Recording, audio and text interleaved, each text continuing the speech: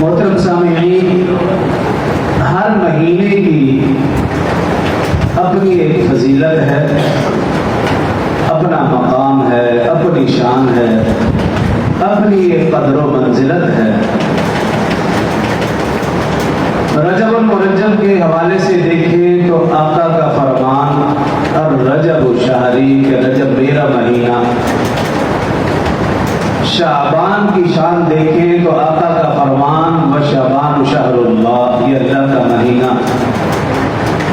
رمضان کی شان دیکھیں تو آقا کا فرمان و رمضان شہر امتی کہ یہ میری امت کا مہینہ، یہ نزول قرآن کا مہینہ، یہ شب قدر کا مہینہ۔ شوال کا مہینہ دیکھیں تو شوال کے 6 روزوں کی فضیلت۔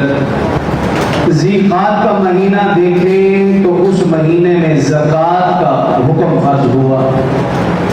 ذی الحج کا مہینہ دیکھیں تو اس مہینے میں حج کا اہم رکن یہ فرض ہوا۔ محرم الحرام کا مہینہ دیکھیں تو آقا کا فرمان الشہر اللہ المحرم کہ محرم اللہ کا مہینہ ہے، اور یہی محرم کے انبیاء، صحابہ، اہل بیت، اولیاء کرام کو اللہ نے جو مناسب مراتب عطا فرمائے تو اسی محرم کے مہینے میں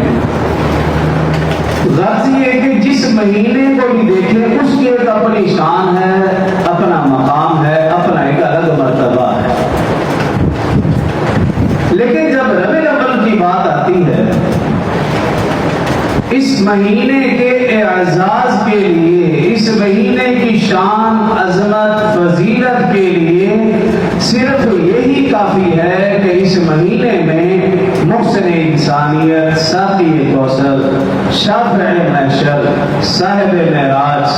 صاحب لولاق، سرور کونین، تاجدار مدینہ، عبد المطلب کے پوتے، عبداللہ کے بیٹے، آمنہ کے در یتیم، احمد مجتبیٰ، حضرت محمد مصطفیٰ صلی اللہ علیہ وسلم کی ولادت باسعادت ہوئی۔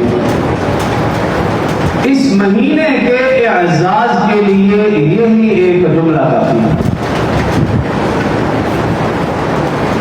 اور پھر آپ اس مہینے کا نام دیکھیں کہ حالانکہ اللہ رب العزت نے فرمایا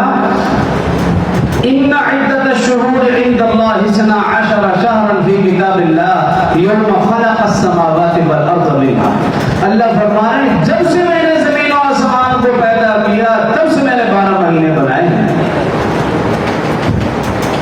تو جب سے زمین و آسمان کو بنایا تب سے اس مہینے کو بھی بنایا، اور تب سے اس مہینے کا نام بھی